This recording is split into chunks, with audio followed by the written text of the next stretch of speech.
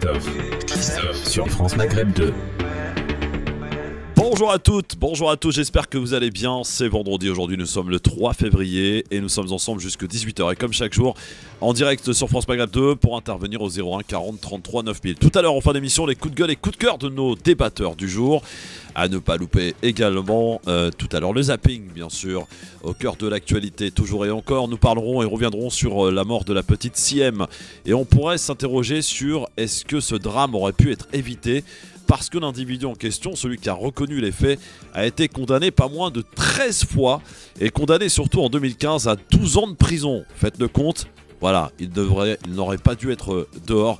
En tous les cas, on y reviendra tout à l'heure sur cette lenteur de la justice. Nous allons parler aussi de ce vote que l'on peut qualifier peut-être d'historique, à savoir de faire entrer dans la Constitution le droit à l'IVG. Mais après, et quelle suite à donner à ce vote au Sénat? On y reviendra évidemment. Et puis, une nouvelle fois, Vladimir Poutine qui menace les pays occidentaux qui livreront des armes à l'Ukraine, menace de représailles. On y reviendra bien sûr sur France Maghreb 2. Soyez les bienvenus, c'est parti pour votre émission quotidienne. Ça s'appelle le Grand Forum et c'est évidemment sur France Maghreb 2. Le Grand Forum, Christophe Fro sur France Maghreb 2. Le Grand Forum. Aujourd'hui, pour m'accompagner en direct, monsieur Sofiane Garbaoui, journaliste et directeur d'agence de presse allemande. Bonjour mon cher Sofiane. Bonjour cher ami auditrice, auditeur. Bonjour Christophe. Et il est à l'heure aujourd'hui. Tarek, précisons. Bonjour tout le monde. Voilà, Enver De Santos, délégué territorial de la FEV. Bonjour mon Enver. Bonjour à toutes, bonjour à tous, bonjour cher Christophe. Comment ça va? Bah écoute, j'ai un peu froid, mais ça va, alhamdoulilah. Bon, tout va bien. Alors, et Tarek Mami, parce que le vendredi c'est... Mamie. Voilà. Bonjour cher Christophe, bonjour à toutes, bonjour à tous. Heureux d'être aujourd'hui avec vous, puisque la semaine dernière, je ne pouvais pas être avec vous. Oui, vous nous avez fait faux bon. Voilà. Oui. Alors, Bah, ça arrive. Je sais pas comment ça s'écrit, faux, F-O-O-T peut-être. Mais bon. Oui, faux bon. Faux bon. Voilà. On commence cette émission tout à fait logiquement par les différents clins d'œil sous forme de questions, sous forme de quiz. Il y a Maître Charny.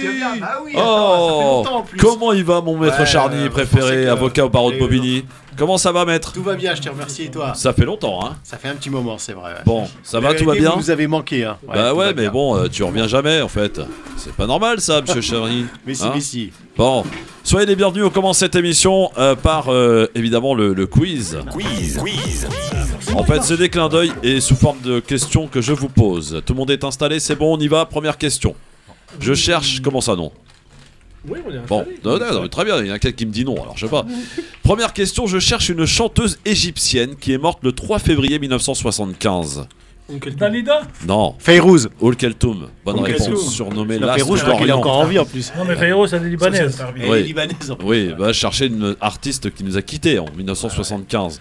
La grande dame de Keltoum, je crois que... du monde arabe. Ouais, je crois que Tarek a eu l'occasion d'aller à l'hologramme de Keltoum à Paris. Et France Maghreb, c'est vrai, c'était France Maghreb. et France Maghreb 2 était partenaire. Et c'était une très belle soirée. Et le sentiment qu'on avait tous, c'est que chacun voulait se lever pour aller toucher la robe d'Homme Keltoum tellement elle donnait l'illusion qu'elle était ici avec nous.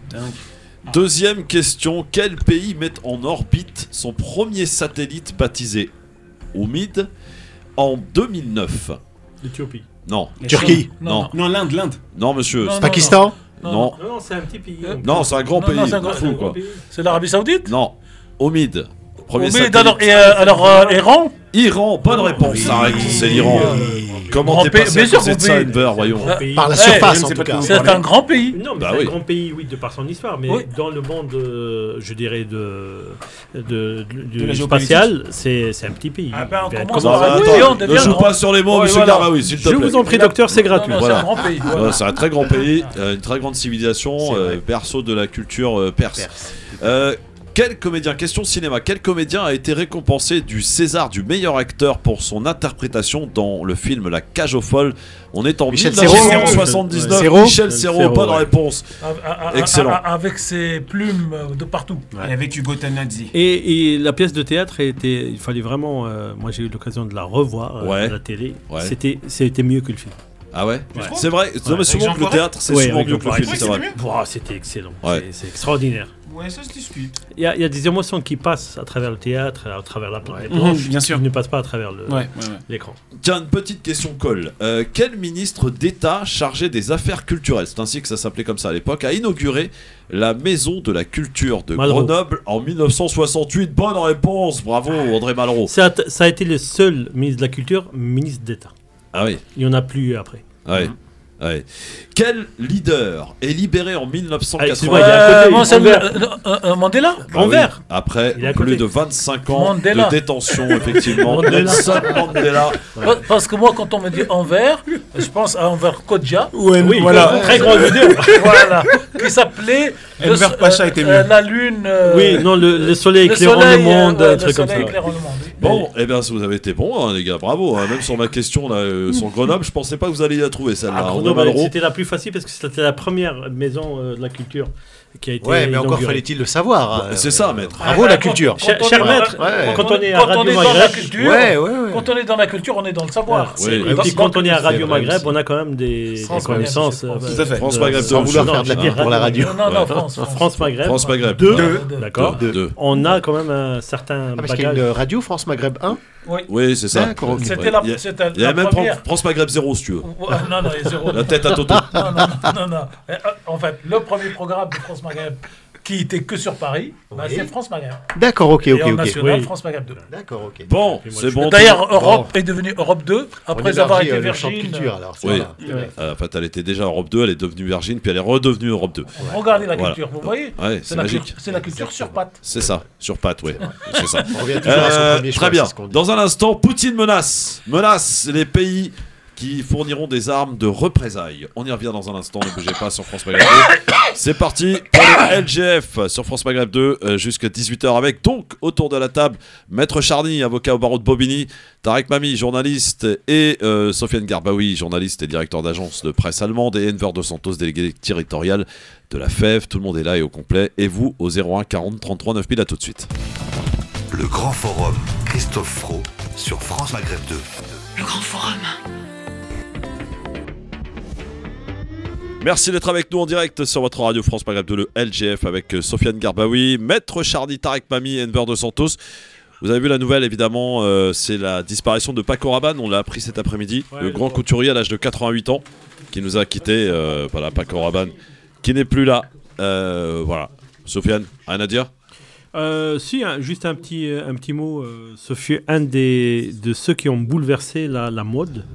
Avec ses structures métalliques, puis une vision du monde qui était assez sombre, hein, parce que on a l'impression que ça brillait beaucoup, mais il avait une vision assez sombre. Il faut savoir qu'il était dépressif, hein, le mec, et par contre c'était un grand créateur, un très grand créateur. Ouais. C'est vrai qu'il part un peu malheureusement vers la fin de sa vie, c'est-à-dire sa marque ne lui appartenait plus, elle a été rachetée comme beaucoup de marques, hein, et on voyait ça a été un peu décliné, un peu trop décliné sur différents produits qui des fois n'avaient absolument rien à voir. On a vu des fourchettes Paco Rabanne, bon, je veux bien, ou des Mais il était un pyjamas peu pareil. aussi dans les produits industriels. Oui, c'est comme oui, ça oui. qu'il a fait sa notoriété. Mais c'est un quelqu'un, dévoiement. c'était un visionnaire à son Un époque. visionnaire dans son domaine. Oui, Voilà. oui, tout à fait. Bon, on a l'ahmo, comme on dit.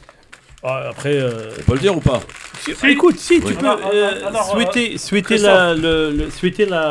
Le repos le éternel. repos éternel à un être humain, quelle que soit sa religion. Voilà. On demande Moi- toujours à Dieu, Ouais. quelle que soit la personne, Tout à fait. d'accord, on lui demande de la prendre en protection.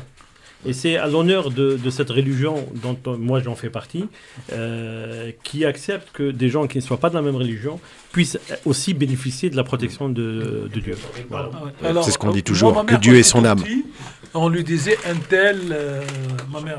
Si vous pouviez arrêter de faire la vaisselle, ça m'arrangerait. Voilà, Oui, oui. merci. Ah ouais, ça c'est moi. Ouais.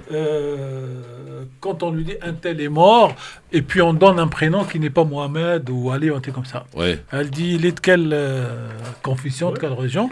On dit juif ou chrétien. Et elle avait une très belle expression qu'on ne comprenait pas quand on était gosse. Elle dit que Dieu, Yarahmou, Fidis-nous.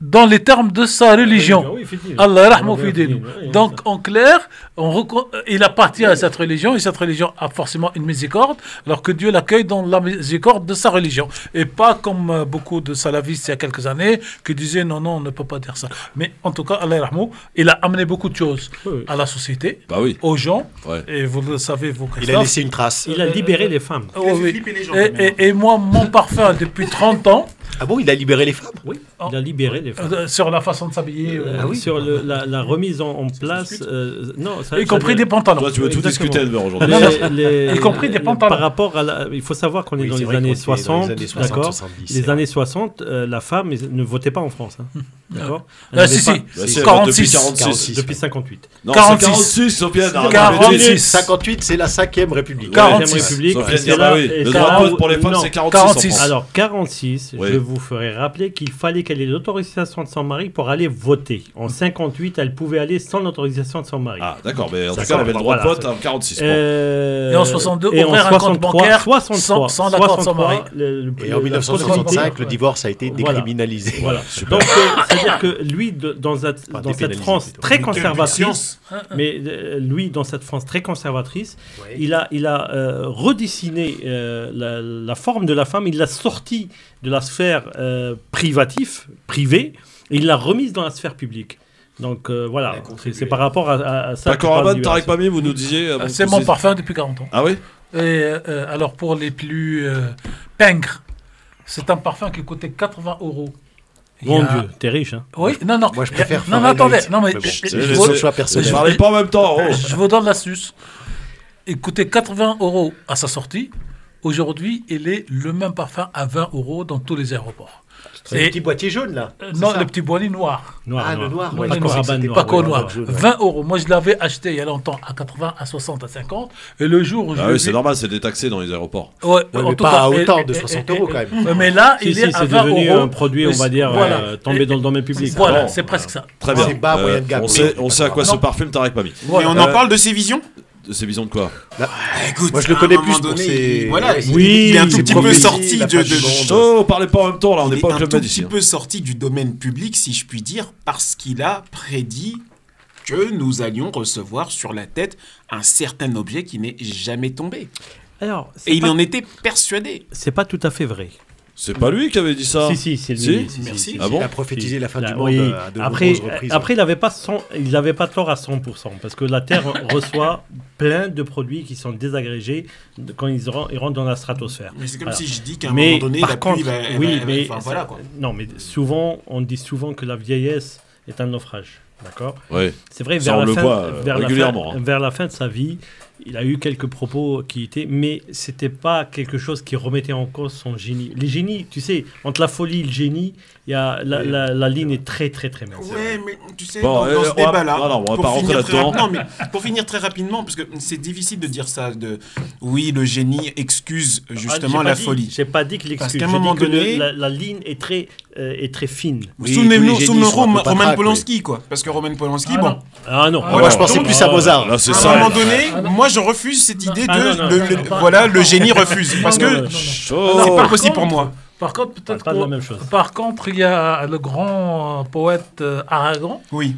qui est peut-être tombé dans ça à la fin de sa vie, Mhm. puisque dans l'excès de délire, ou de je sais pas comment qualifier ça, il a fini par étrangler son épouse C'est horrible. Elsa, pour laquelle la La quasi-majorité des poèmes étaient écrits Oui, en oui, sa bien sûr, gloire. Les Et yeux donc, d'Elsa. Voilà, Bon. les yeux d'Elsa. Et peut-être c'est cette bascule que certains hommes finissent par vivre, qui est malheureuse, Tout à fait. et c'est pour ça que Polanski, c'est Christophe, autre chose. hein. Ouais, ouais. Christophe, ou je sais pas qui c'est qui a dit, Ouais, j'ai rien dit. que la vieillesse, Était Non, c'est souvent un Sofiane. naufrage. C'est Sofiane. qui a Voilà. dit ça. Et souvent un voilà, naufrage. voilà. Alors, je voudrais Et que c'est messieurs. une phrase de De Gaulle. Merci. Comme quoi De Gaulle, il n'a pas dit des conneries.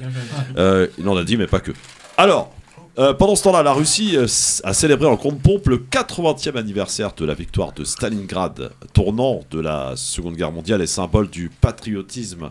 Un événement clairement utilisé par Poutine pour Et de la galvaniser, victoire contre le nazisme. son peuple concernant cette guerre en Ukraine. Célébration très médiatisée en Russie, qui se sont déroulées dans différentes villes, notamment à Stalingrad justement. Les soldats ont tenue soviétique, les chars ont défilé le long de l'allée principale avant que le président ne réitère ses menaces contre les Occidentaux. Il a adressé un parallèle entre l'inflation de l'Ukraine et la guerre contre Hitler. Écoutez plutôt. C'est incroyable, mais c'est un fait. Nous sommes à nouveau menacés par des chars léopards allemands avec des croix sur leur côté. De nouveau, les pays occidentaux se préparent à combattre la Russie en Ukraine avec les mains de petits partisans méprisables d'Hitler. Ceux qui espèrent vaincre la Russie sur le champ de bataille ne semblent pas comprendre qu'une guerre moderne avec la Russie serait très différente de la Seconde Guerre mondiale. Voilà, Poutine, en tout cas, nous avons de quoi répondre et ça ne se limitera pas aux blindés, a-t-il ajouté, comme une allusion à l'arme nucléaire, peut-être. Pierre de Gaulle, le petit-fils de Charles de Gaulle, connu pour ses positions pro-russes, s'est recueilli aujourd'hui sur le mémorial de la ville, provoquant un malaise du côté de sa famille en France, près d'un an après l'invasion. Voilà. Pour redorer un petit peu, pour se rappeler évidemment cette mémoire du nazisme. Poutine, il va fort là, Sofiane. Alors, déjà, tous les ans, cette célébration a lieu. Et dans le même, décorum, puissance et tout. Ouais. Sauf que cette année, ça prend une tournure différente et une représentation différente dans l'état d'esprit des gens, parce il y a la guerre en Ukraine. Ça, c'est le premier point.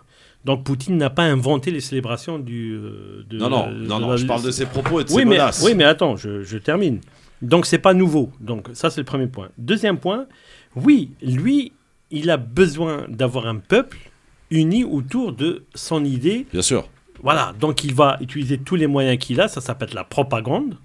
Ça s'appelle comme ça, et c'est pas péjoratif quand on parle de propagande, c'est-à-dire expliquer à son peuple, parce que ça c'est plus... ce qu'il a fait là, c'est plus pour l'opinion intérieure que pour l'international. Ouais. L'international, il s'en fout royalement, d'accord ? Il s'en fout tellement que ce qu'il dit par rapport à l'Allemagne, là, il rappelle à l'Allemagne simplement son histoire. Il lui dit, vous ne l'avez pas fait, parce que, juste une petite anecdote, il faut savoir que l'Allemagne a fini par... Elle a payé les derniers centimes des réparations de guerre il y a l'année dernière. Ça, les gens ne le savent pas. L'année dernière, l'Allemagne a fini de payer les réparations de guerre. OK ? Ça, c'est le premier point. Et quand il parle, lui, de chars léopards, pendant la Deuxième Guerre mondiale, ça s'appelait des Panzers. Tout à fait. Ça ne s'appelait pas des léopards, ça s'appelait des Panzers. Oui, mais le parallèle qu'il fait est assez frappant. Non, le parallèle qu'il fait, il est frappant parce qu'on lui a donné la possibilité de le faire. Parce que jusqu'à maintenant, qui devait fournir les chars ? C'était les Français. Sauf que les Français, pour une fois, ils ont été intelligents. Ils ont dit, nous, on a 200... Parce que l'Ukraine lui faut à peu près entre 300 et 400 chars pour pouvoir, je dirais, maintenir un peu le niveau par rapport à la Russie. D'accord ? L'Allemagne leur donne, je crois, 3 ou une dizaine. Sur les 10, il faut compter un an avant qu'ils puissent les utiliser. Qu'ils puissent s'en servir, d'accord, ça c'est le premier point. Donc en fin de compte, ça sert à rien. Les Français, ils ont été plus intelligents. Les Français, ils ont dit, oui, mais vous comprenez, nous, c'est des données particulières. On n'a pas prévu ça devant ça à l'étranger. Les chars Leclerc, c'est pas possible, alors qu'ils en ont vendu aux Émirats Unis, etc. Sauf qu'aux Émirats Unis, c'est des instructeurs français qui les conduisent. Donc voilà. Donc effectivement, c'est plus simple. Alors, Sofiane, juste, je termine. Oui, rapide. Ce que lui, il dit, le discours qu'il a fait, c'est pour son opinion à l'intérieur de la Russie. C'est pas pour il y a un message quand même aux Occidentaux. Non, le message aux Occidentaux, j'ai compris votre jeu depuis très longtemps. J'en ai rien à foutre. L'Ukraine, si je dois continuer la guerre pendant 20 ans, 30 ans, 40 ans, je le ferai. Ouais, c'est ça, Tarek Mami. Il a raison, il a bien résumé là pour le coup la pensée de Poutine au travers de cette célébration hier. Oui, alors moi j'ai vu une journaliste française qui passait comme toujours une seule fois sur une télé. Ah oui, après ça y est. Et la question, elle rentre d'un reportage, je ne sais pas comment elle s'est débrouillée, elle a passé, je crois, 15 jours en Russie. Et la question du journaliste sur une télévision très connue pour être pro-Zelensky, de leur comment se passe la vie en Russie, le peuple souffre, est-ce qu'il y a des revendications clairement anti-Poutine ? Et les journalistes, elle lui dit, en clair, en résumé, j'ai été déçu, vous-même vous allez être déçu, j'ai vu une Russie de gens heureux, il n'y a pas de place dans les restaurants, ils ont jugulé l'inflation.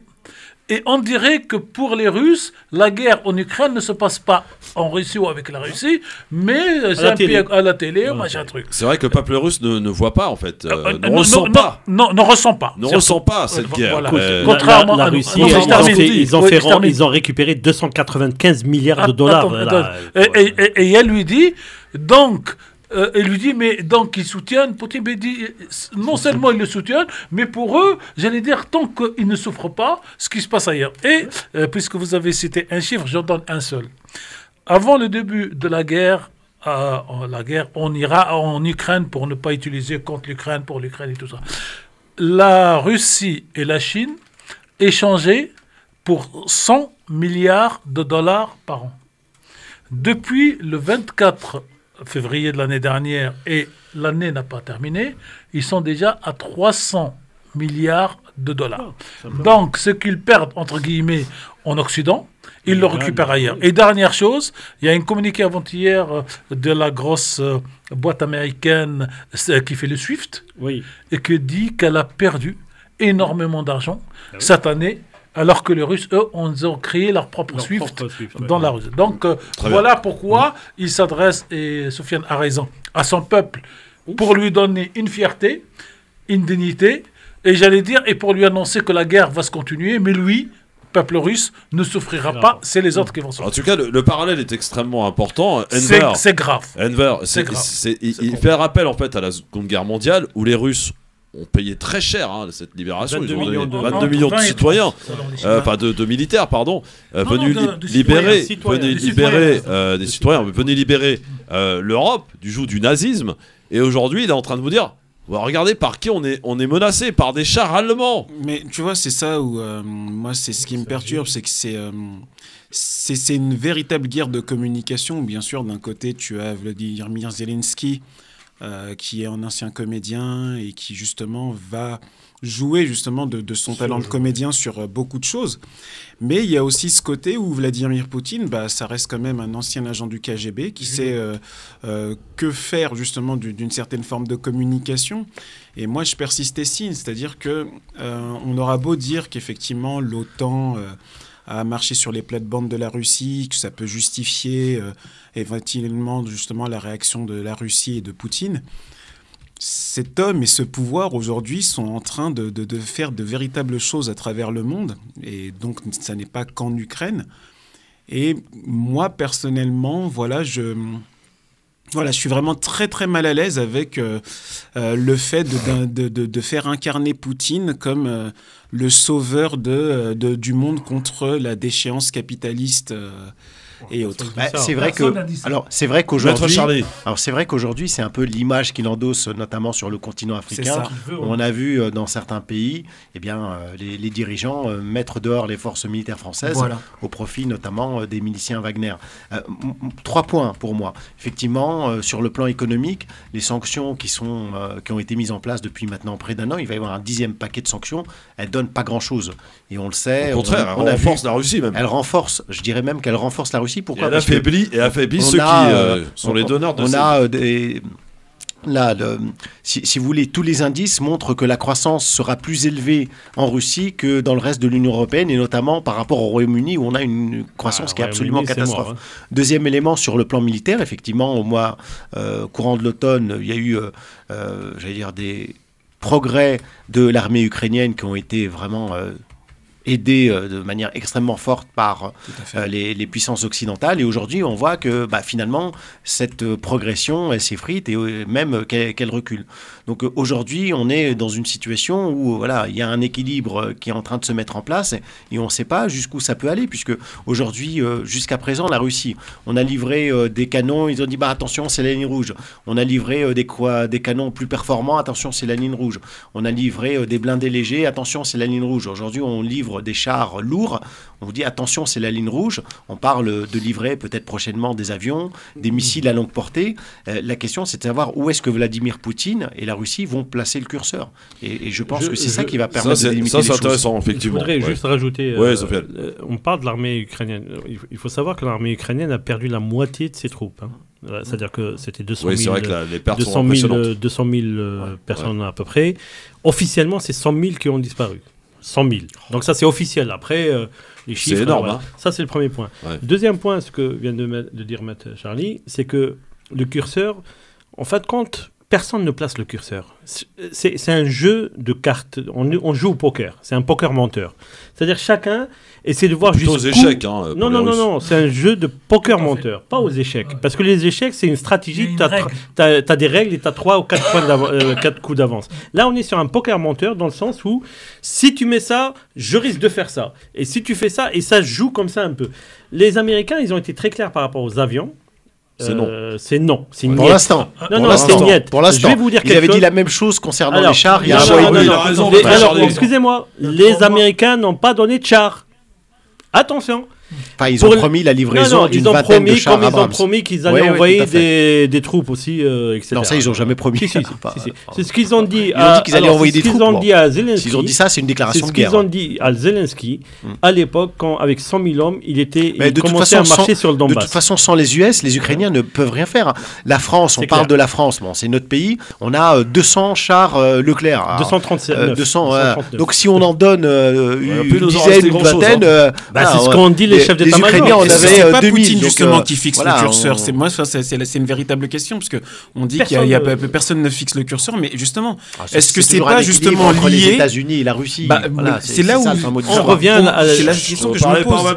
Tout le reste, ce sont des satellites. Poutine n'est pas celui qui en fait, au gré du vent, fixe justement la cadence de cette guerre. Il y a pas de parce que il y a une déclaration comme tu l'as dit tout à l'heure, Sofiane, pour lui la guerre peut durer jusqu'à 20 ans. Il s'en fiche en fait. Sofiane, Enver, Maître Charlie Tarek.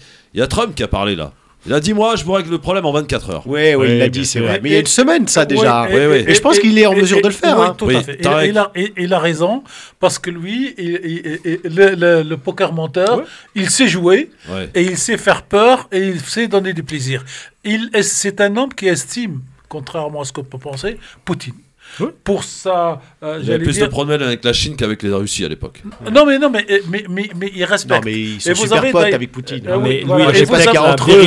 Et vous avez d'ailleurs une phrase terrible hier dans la bouche du président français, l'ancien Hollande, qui dit, contrairement à ce que vous dites, Poutine n'est pas un fou, il est radicalement rationnel. Oui. Et c'est grave parce que ça veut dire qu'on fait tous fausse route. Alors je reviens moi sur le discours du président Poutine. En réalité, ce matin, j'ai vu une carte pour la première fois. Et cette carte a été dessinée par un linguiste russe, pour donner la source. Et il peint l'Ukraine en 2 couleurs. La couleur rouge pour... La Russie. Non, pour les russophones, pour faire simple. Et majoritairement, et la couleur jaune pour le reste. Et il se trouve que ces histoires de Donbass, de Zoroastrian, je ne sais pas comment ça s'appelle, tout ça rentre dans la région rouge. Donc, en quelque sorte, pour ceux qui n'ont pas compris le but de la bataille, c'est que Poutine veut récupérer les 30% du territoire ukrainien qui parlent russe, parce qu'ils sont russes. Reste une seule question que j'ai toujours posée, je la repose aujourd'hui, je l'ai posée au début de la guerre. Quelle est la stratégie de Poutine sur Odessa? Le jour où on comprendra la stratégie sur Odessa, on comprendra le but de la guerre. Parce que s'il marche sur Odessa et s'il récupère Odessa, il fera de l'Ukraine un pays continental, sans mer, un peu comme l'Irak, c'est-à-dire la disparition de la puissance d'un État. Sofiane. Oui, alors. Sur Odessa. Oui, sur Odessa. Il faut savoir qu'Odessa, c'était à l'époque, ça s'appelait c'était la deuxième flotte, la troisième flotte russe, la mer Noire, comme ça. À la désintégration de la disparition de l'URSS, donc ces ports-là devaient rester sous contrôle russe, ce qui était prévu. Ce qui s'est passé, etc., les Russes ont été mis à la porte. Et ça, il faut savoir que, quand même, rentrer un peu dans la tête de Poutine. Poutine, c'est quelqu'un qui a vu son pays, tel que lui, il le considérait, l'URSS, disparaître. D'accord ? Et on lui a donné la possibilité de remettre ce pays, le rendre vivant. D'accord ? Le rendre vivant, c'est-à-dire recréer, alors par différents aspects, l'URSS. L'URSS, tout simplement. Et la première des choses à faire, c'est d'intégrer l'Ukraine.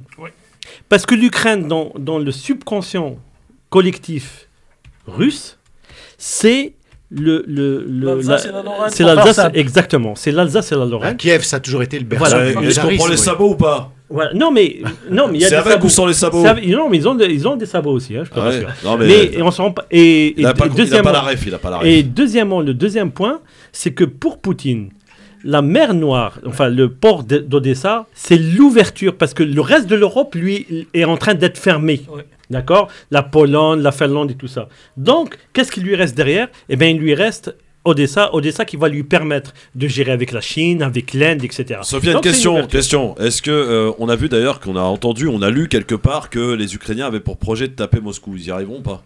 Non. Et pour le coup, est-ce que s'ils le font, ils le feront pas parce qu'ils n'ont pas le droit de le faire. Est-ce que ça serait vraiment ça la ligne rouge? Aujourd'hui, la ligne rouge. Est-ce que ce serait vraiment celle-ci la ligne rouge? Ah oui. S'ils touchent un bout du territoire russe, c'est la ligne rouge. Mais ils l'ont fait dans le Donbass. Ouais. Non, mais là, je parle par exemple. Je parle par exemple Moscou. Si, il y a la base Engel qui a été touchée. qui était sur l'île des Serpents, qui était une île qui appartenait à l'Ukraine. Qui a été récupéré par les Russes. Imaginons qu'ils tapent Moscou, ils arrivent à frapper Moscou. Là, pour le coup, ça serait véritablement la ligne rouge. Alors, d'abord, je vois mal, même avec les armes occidentaux, arriver jusqu'à Moscou. C'est pas loin. Et je peux vous dire que s'ils touchent Moscou, il n'y aura plus de pays qui s'appelle l'Ukraine. Parce que. Donc, ça serait vraiment la ligne rouge, pour le coup. Non, mais.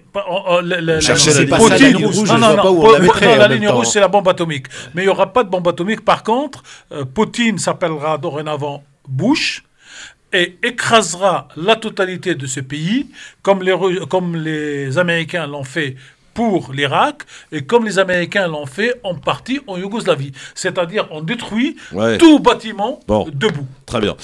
Dans un instant, on passe à un autre sujet très important et j'attends aussi vos témoignages, amis auditrices, auditeurs, sur le droit à l'avortement. Un vote qu'on peut qualifier d'historique au Sénat. Oui, mais droit à l'avortement. Pour quelle suite, s'il vous plaît? C'est pas le droit à l'avortement. On y vient dans un instant. Le droit à l'avortement. Non, c'est pas le droit à l'avortement. C'est la liberté. De recourir. Bon, si vous voulez. Non, c'est pas pareil. L'inscription dans la Constitution. Dans la liberté de pouvoir jouir d'avorter ou pas. Bah oui, c'est un terme. Excusez-moi, c'est un terme utilisé en français. On a le droit de dire ce qu'on pense. Mais c'est pas le droit d'avorter puisqu'il existe déjà. C'est tout simplement le droit de l'inscrire dans la Constitution. On y revient dans un instant. À tout de suite. Ne bougez pas. Le Grand Forum revient dans un instant. Le Grand Forum sur France Maghreb 2.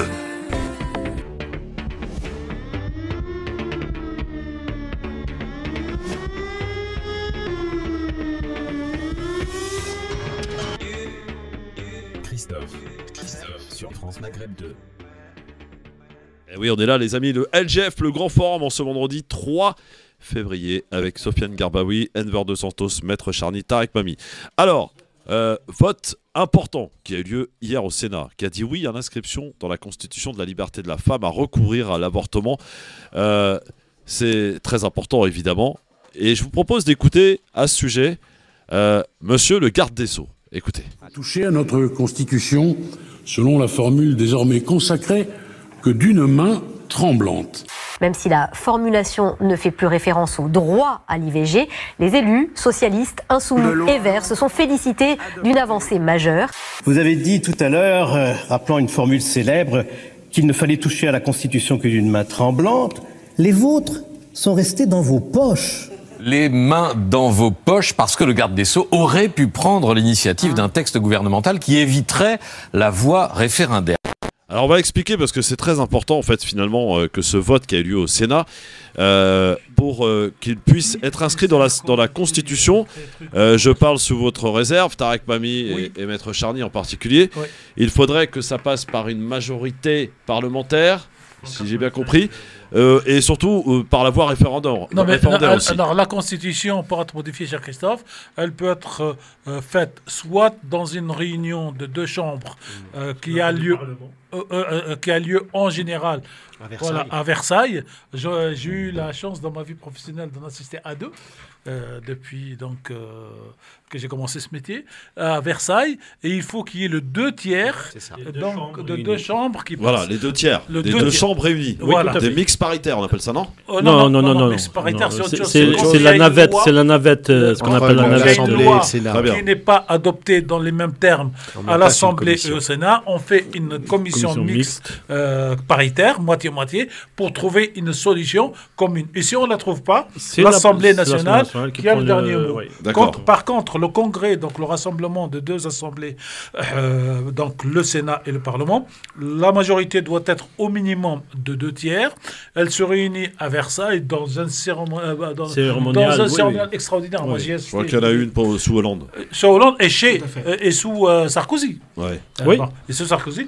Et par contre, le gouvernement peut aussi la passer par voie référendaire. Et c'est ce que reproche d'ailleurs le sénateur à Dupond-Moretti, qu'il aurait pu le faire. Oui, et comme il ne l'a pas fait... Pourquoi vouloir inscrire dans la Constitution quelque chose qui est possible en France? Je veux dire, ça n'a jamais été remis en cause. Parce que le président américain, où la Cour suprême a autorisé donc partout l'avortement, et la Cour suprême, 25 ans ou 35 ans après, est venue remettre en cause. Et tous ceux qui étaient...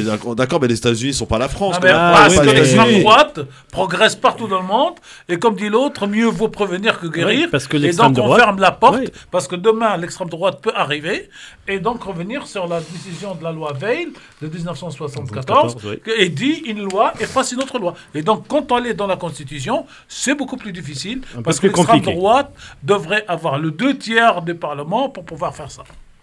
Alors, c'est une affaire qui est loin encore d'être terminée, pour le coup.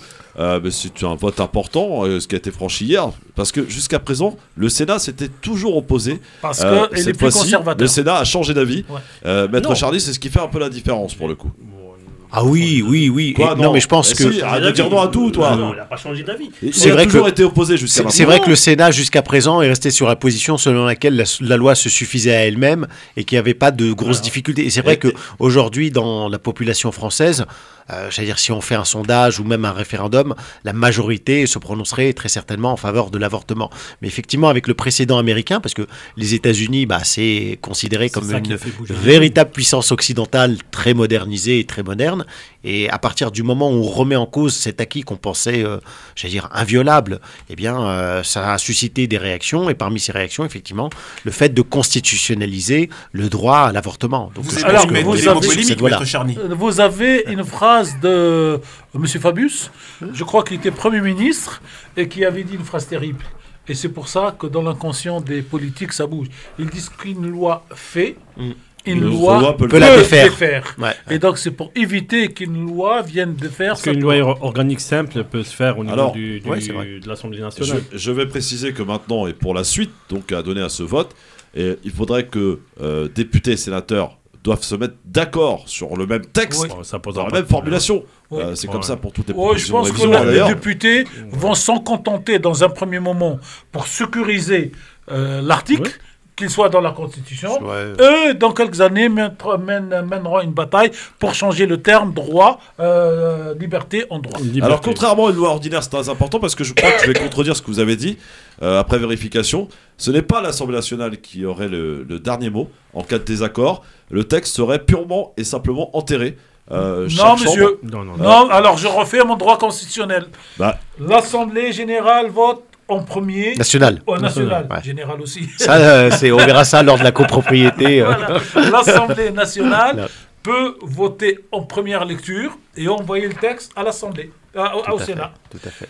Dans certains cas, c'est le Sénat qui... Ça, c'est pour les lois ordinaires, Tarek. Oui. Mais pour ce qui est de ce sujet précis... ça rentre pas dans le cadre de la loi ordinaire. Ah non, dans le cadre du Congrès, il faut la majorité des 2/3. Voilà. En mélangeant les deux chambres. Tout à fait. Ils n'arrivent pas à se mettre d'accord sur la formulation et sur le texte précisément. C'est mort. On n'aura pas la majorité des 2/3. C'est pour ça que je dis que l'Assemblée n'aura pas le dernier mot. C'est pour ça que j'ai rappelé que dans les conditions actuelles, l'Assemblée nationale se contentera du texte pour qu'il ne soit pas enterré, puisque le but de la gauche était de faire rentrer le mot avortement dans la Constitution. Donc je ne le crains pas, ça. Bon, alors on va accueillir tout de suite une auditrice qui nous appelle, et place aux femmes évidemment, Qui mieux que les femmes pour nous en parler.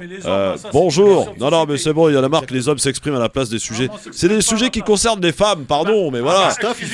Christophe, vous faites de la discrimination. La parole est ouverte à tout le monde, quel que soit le sexe. Aujourd'hui, avec toutes les lois que nous avons, les lois du genre notamment, les hommes, les femmes, tout le monde a les mêmes droits pour parler des mêmes choses. Oui, mais Tarek Pami, ce que je dis, c'est qu'à chaque fois qu'on parle d'un problème qui concerne les femmes, c'est toujours les hommes qui s'expriment. Il ne concerne pas que les femmes. C'est quand même les femmes qui avortent, c'est pas nous, arrêtons. Oui, en accord avec leur mari ou contre leur mari. Des fois, ils s'en contentent pas de l'accord parce que le mari, c'est un lâche, il abandonne la femme. On va écouter la dame pour qu'elle ne soit pas contre elle, mais après, on reprendra le débat. Bonsoir, madame. Bonsoir. On vous écoute. Alors, en ce qui concerne ce sujet, il faut aussi dire que malheureusement, il y a beaucoup de médecins aujourd'hui en France qui refusent de pratiquer l'avortement. Et le planning familial manque de moyens également. Et il y a de moins en moins de structures en France. Et allô ? On vous écoute, on vous écoute. Et on oublie souvent, la plupart des médias oublient souvent de rappeler que Marine Le Pen, je ne sais plus à quel mot, je me rappelle plus de l'année, mais c'est facilement retrouvable, a dit que un certain nombre de femmes pratiquaient un avortement de confort. Donc, elle appelle ça. Oui, c'est Marine Le Pen, quoi. Voilà. Oui, c'est Marion. C'était Marion Maréchal. C'est Marion Maréchal. C'est Marion Maréchal. Alors, bougez pas, chère madame. On va revenir juste après une petite page de pub parce qu'il faut que je la passe. Et on vous reprend dans un instant. Ne bougez pas. Mais c'est vrai, j'insiste et persiste. Quand on parle des femmes dans ce pays, et sur d'ailleurs les femmes voilées et compagnie, c'est toujours les hommes qui s'expliquent, qui parlent à leur place. Ce serait peut-être bien d'écouter les personnes concernées. On y revient dans un instant. Il aurait fallu inviter des femmes aujourd'hui. Comparaison n'est pas raison. A tout de suite. Merci d'être avec nous en direct dans le LGF avec Sofiane Garbaoui, Maître Charny, Tarek Pami, Enver de Santos. Ça va, mon Enver? Oui, bon, très bien.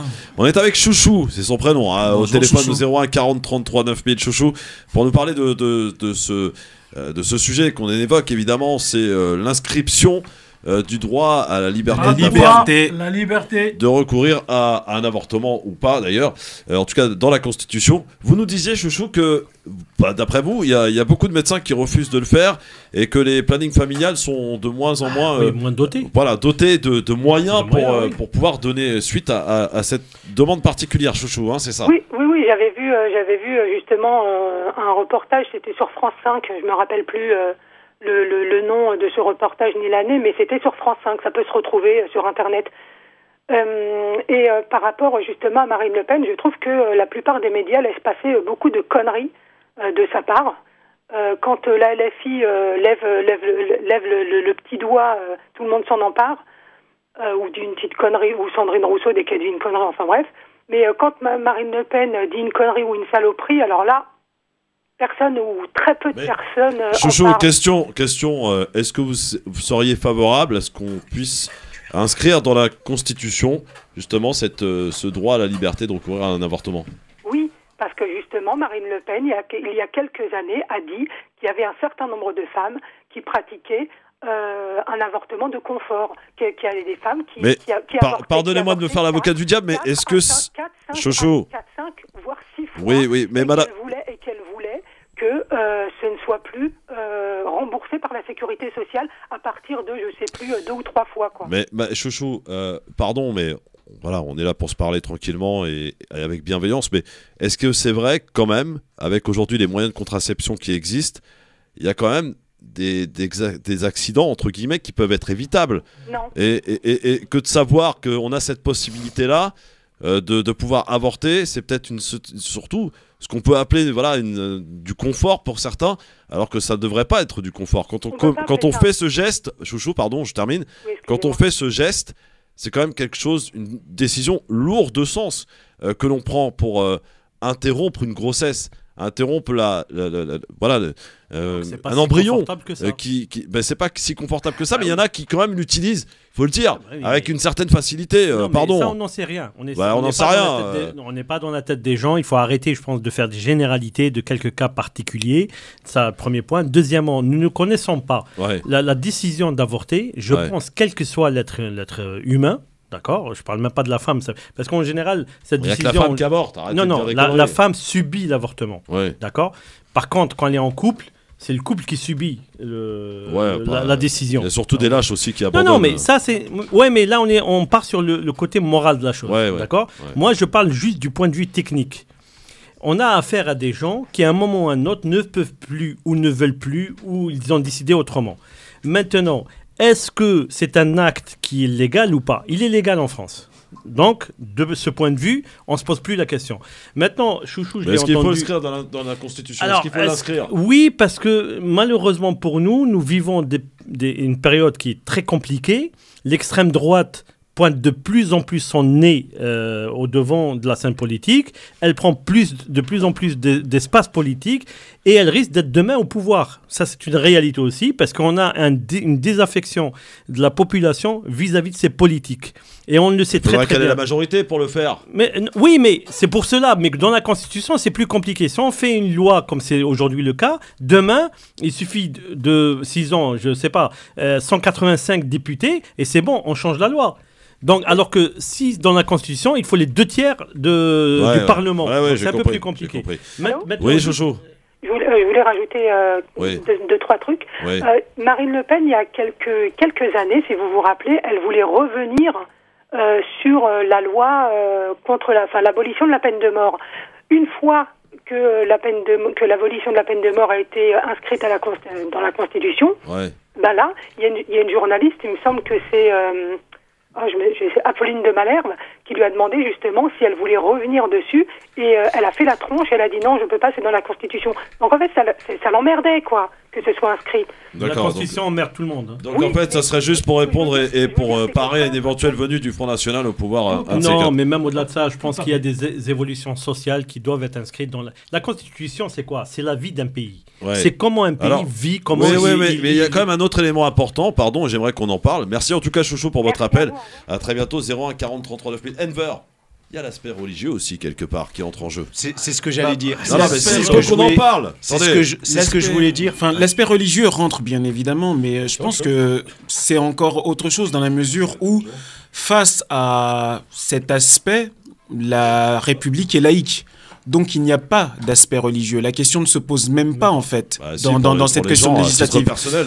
Le truc c'est qu'on est en République et la République c'est la laïcité, la République française. Ensuite, pour revenir à cette histoire de constitution, je trouve que malheureusement la constitution est vraiment très très violentée. Moi je pense qu'il faudrait tout simplement peut-être passer à une 6e République éventuellement et peut-être refonder justement en fait les règles, parce que je pense que même si on change cette constitution en y intégrant justement cette liberté ou droit, comme on l'appelle, d'avoir justement l'utilisation de son propre corps en tant que femme ou le droit d'avorter. Demain, si on a un régime vraiment extrême et autocratique qui arrive au pouvoir, et s'il arrive en majorité, croyez-moi, tout sera possible, parce que l'air de rien, les alliances droite et extrême droite, aujourd'hui, c'est plus que courant. Et en fait, peut-être qu'il faudrait changer tout simplement, et vous me direz les spécialistes, si on doit changer justement de constitution pour éviter cela, tout simplement. D'accord. Moi, je voudrais intervenir. Oui, maître. Mais très, très rapidement, effectivement, la constitution, en réalité, c'est le sanctuaire juridique. C'est là où sont mis les principes qui ont la valeur juridique la plus élevée sur le plan normatif. Et là, effectivement, on a, je reprends ce que vient de dire Sofiane, c'est une question de choix de société. D'un côté, on a la liberté ou le droit des femmes à disposer de leur corps, et puis de l'autre côté, on a aussi le concept de droit à la vie. Il y a des gens qui peuvent être religieux ou pas religieux et qui estiment que lorsqu'une vie naît, eh bien, on ne doit pas pouvoir la priver de son existence et on doit la protéger. Et ce courant-là, il existe aux États-Unis, il est même majoritaire. C'est ce qui a amené justement à la revirement de jurisprudence de la Cour suprême. Et donc ce choix est fait en France, c'est celui de sanctuariser la liberté et le droit des femmes à disposer de leur corps sur une autre notion qui, à mon avis, peut aussi profiter, j'allais dire, d'une véritable protection. Et c'est d'ailleurs pour ça que on libère le droit à l'avortement, mais en même temps on l'encadre. On ne peut pas avorter au bout de 6 mois aujourd'hui, c'est pas possible. Juste pour rebondir un peu ce que dit Maître Charlie, j'invite nos lecteurs, enfin nos auditeurs de France Maghreb 2, à lire Hobbes, s'ils veulent comprendre un peu les mécanismes du droit. Le droit, c'est pas la morale. Parce qu'on confond souvent, quand on parle de droit, entre le droit et la morale. La morale, c'est un fait social. Le droit, c'est un fait pragmatique. C'est un fait factuel. Docteur est avec nous. Et un petit mot après. Oui, docteur gynécologue. En plus, c'est très important. Bonsoir, docteur. Voilà, j'ai une casquette médicale là. Je fais pas de politique avec nous non ça. Plus, cher docteur. Oui, voilà. Un petit peu quand même. Je vais faire, comme il dit mon ami M.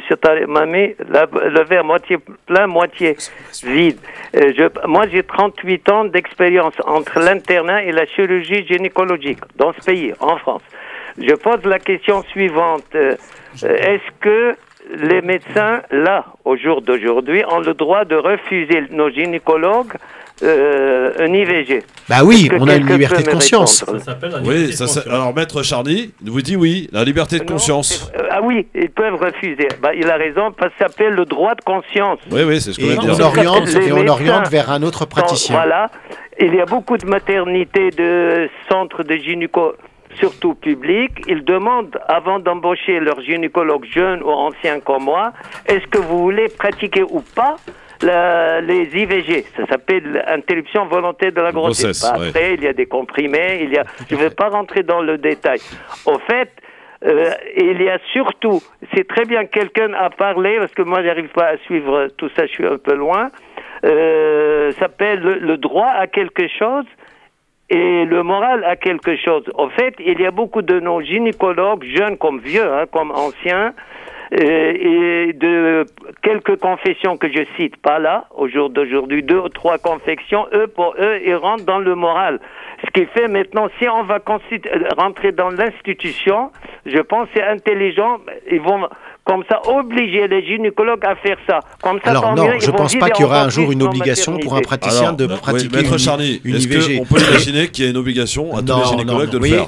C'est disproportionné par rapport à l'acte. On a eu une loi qui autorise le mariage entre personnes du même sexe. Oui. Eh bien, vous savez, dans les mairies, il y a des personnes qu'on choisit, qui ont accepté de célébrer des mariages, et puis d'autres élus qui ont préféré ne pas le faire. C'est la liberté de conscience de chacun, même si vous avez une loi qui vous l'impose, et si vous ne le faites pas, on pourrait éventuellement vous taxer de mesures discriminatoires. Mais en tout cas, pour la pratique de l'IVG, si vous décidez de ne pas intervenir en tant que praticien, c'est votre liberté et personne ne peut vous l'interdire. Merci docteur. Tarek, vous vouliez rajouter un truc sur ce sujet? Oui, alors sur la question de la Constitution. Ouais. La Constitution française est différente de la Constitution américaine. C'est vrai. En France, nous sommes à la 5e République, c'est-à-dire à la 5e grande constitution. Et de temps en temps, après une guerre, après une crise, on écrit une nouvelle constitution qui, en général, reprend ce qu'on appelle le préambule, c'est-à-dire le début des anciennes constitutions, et rajoute des choses. Contrairement au système américain, où vous avez, par exemple, l'amendement numéro 1 et l'amendement numéro 2, auxquels on pourrait éventuellement ajouter d'autres, sont devenus intangibles. Et la grande, par exemple, question des armes et des tueries qui viennent tout le temps aux États-Unis, pourquoi on n'arrive pas à interdire ces armes? Parce que la Constitution américaine, qui n'est pas évolutive mais accumulative, permet cette autorisation, le deuxième ou le troisième, permet donc l'achat de ces armes. Exception pour l'amendement numéro 1, qui est dans la liberté d'expression, qui est en général appliqué aux États-Unis, sauf pendant une courte période qu'on a appelée le macartisme, du nom du général McCarthy, qui, lui, au nom de ce même principe, a arrêté tous ceux qui sont considérés donc comme communistes, donc contraires à l'idée américaine, et voilà, il les a massacrés. D'ailleurs... Voilà, vous nous faites un cours d'histoire. Non, mais c'est pour comparer, cher Christophe. Et d'ailleurs, il y a eu le fameux couple Sacco et Vanzetti, voilà, qui ont été donc... passés à la chaise électrique. Oui, non, mais et surtout accusés de ne pas être...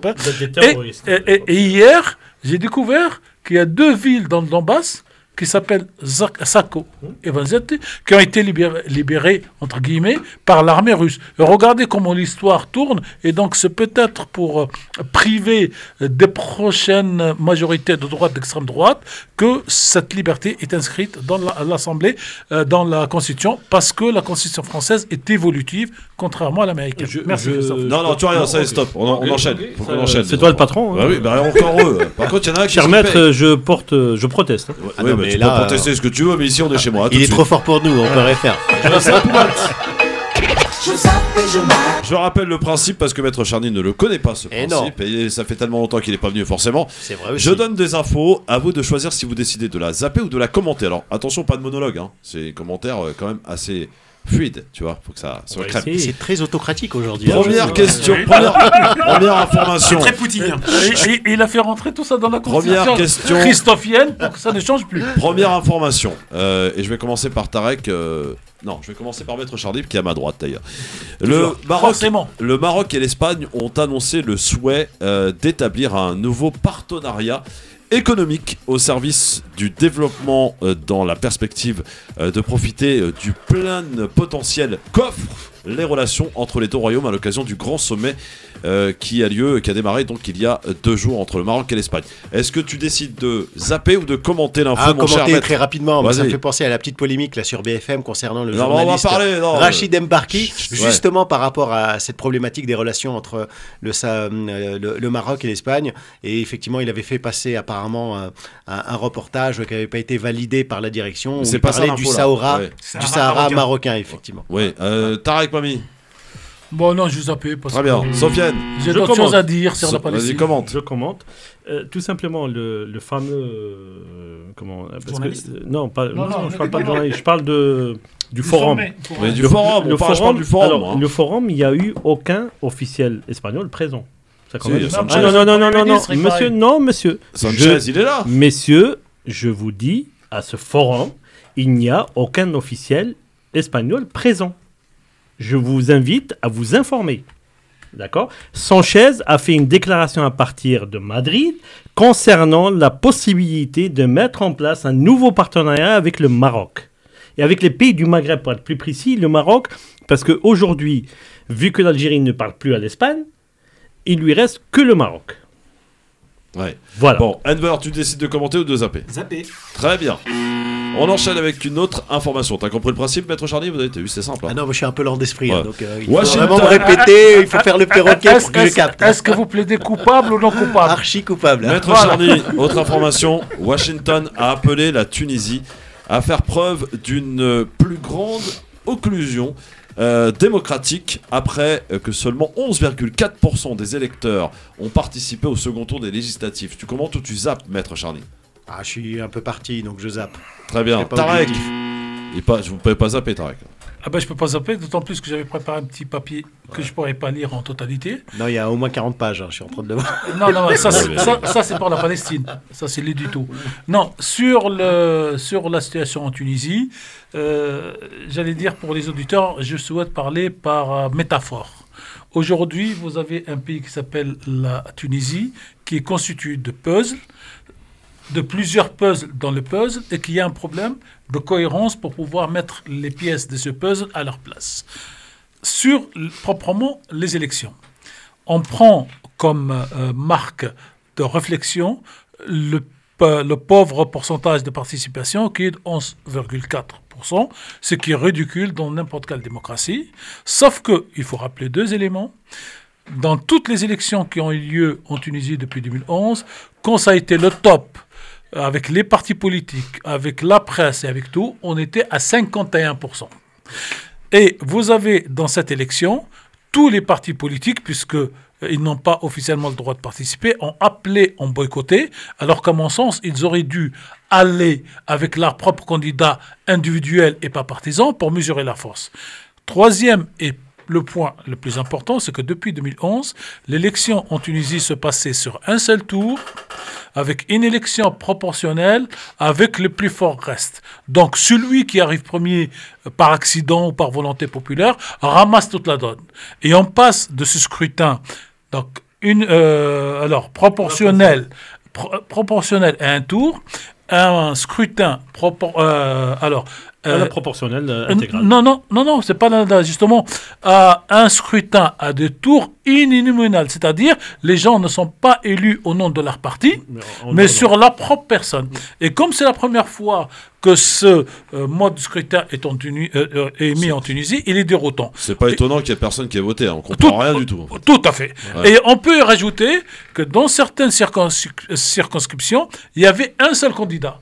Donc les gens, quand ils découvrent qu'il y a un seul candidat, et quel que soit c'est un plébiscite, oui, effectivement. Non, mais plébiscite individuel des députés. Et quand les gens voient qu'il y a un seul candidat, ils vont même pas, parce qu'on leur explique qu'il suffit qu'il ait une voix, la scène, elle pèse. Donc, vous avez des éléments d'explication que la presse tunisienne ne fait pas le travail. Pourquoi?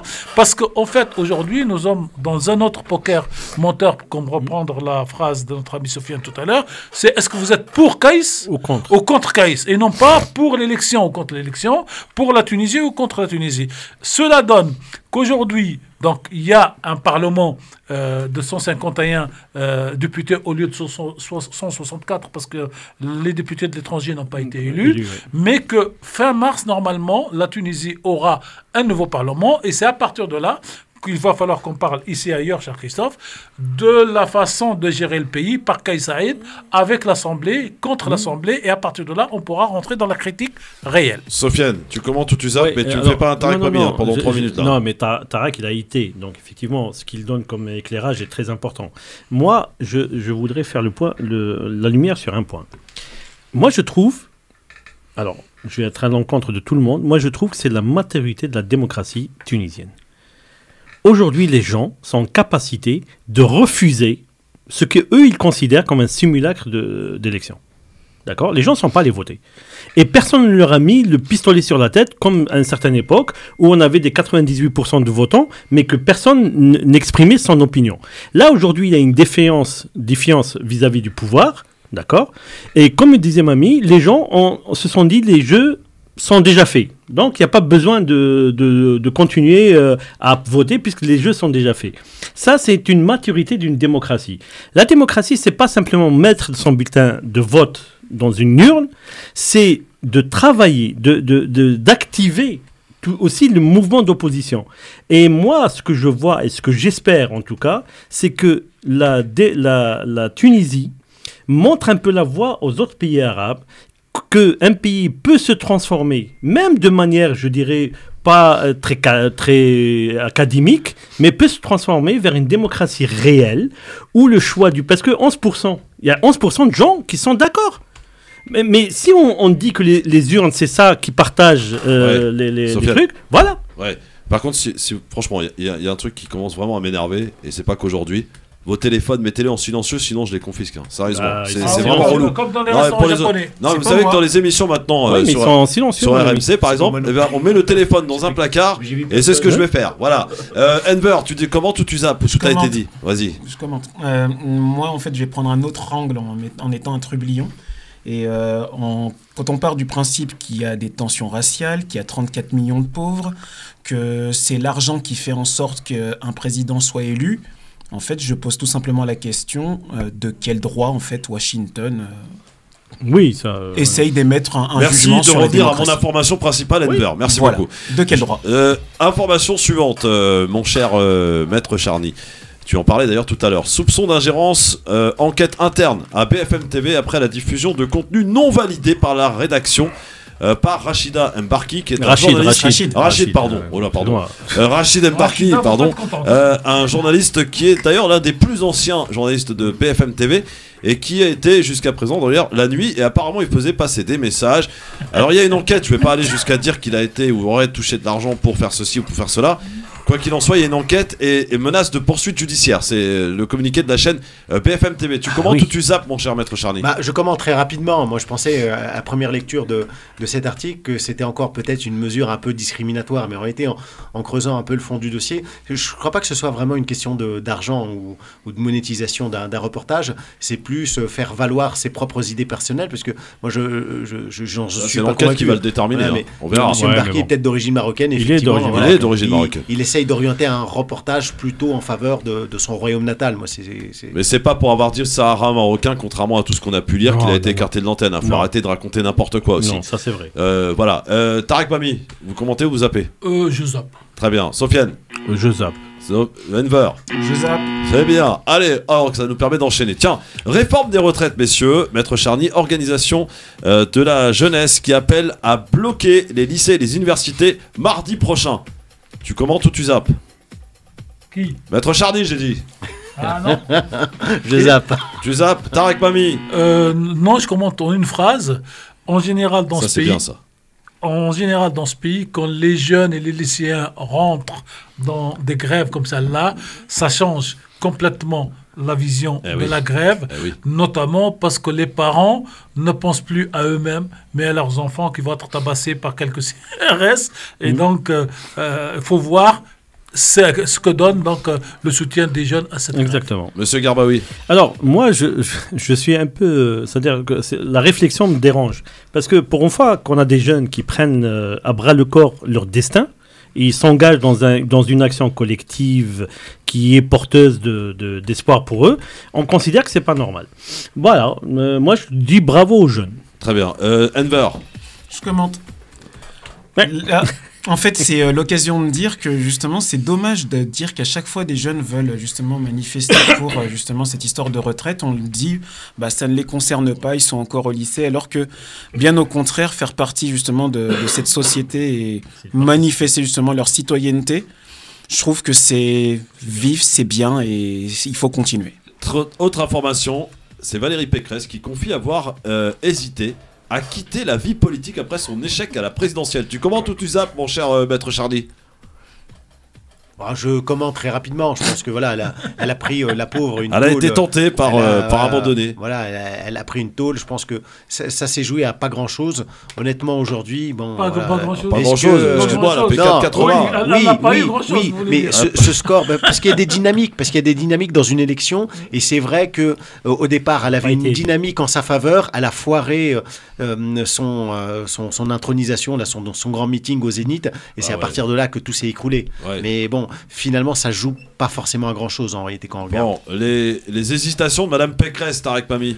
Je commente pour dire que je regrette qu'elle n'a pas été logique avec elle-même et aller jusqu'au bout et d'arrêter la vie politique. Elle nous aurait ouvert un boulevard pour d'autres au sein de son parti. Non mais Mitterrand, il a foiré à plein de reprises, il a fini par être élu. Jacques Chirac, c'est pareil. Oui, mais ils n'ont pas dit. On connaît forcément des échecs avant d'être élu. La différence, c'est qu'elle annonce qu'elle a hésité. Bon. Elle aurait pu aller jusqu'au bout. Oui, Sofiane. Alors, ça s'est joué à 3 ou 4 millions près. 4 millions d'euros. Hein. Parce que c'est la dette qu'elle avait. Une fois que la dette a été réglée, elle est revenue à la politique. Voilà. C'est clair. Enver. Je zappe. Très bien. Allez, dans un instant, et juste après la pub, j'ai une dernière petite information dans le zap et mat. Et vous avez le temps je vous la donne, comme ça vous aurez le temps de savoir si vous la zappez ou vous la commentez. C'est Emmanuel Macron qui a reçu Netanyahou hier à l'Elysée. On en reparle dans un instant. Et on va entamer notre dernier débat concernant l'affaire Siem, cette jeune fille de 18 ans qui a été tuée par cet individu.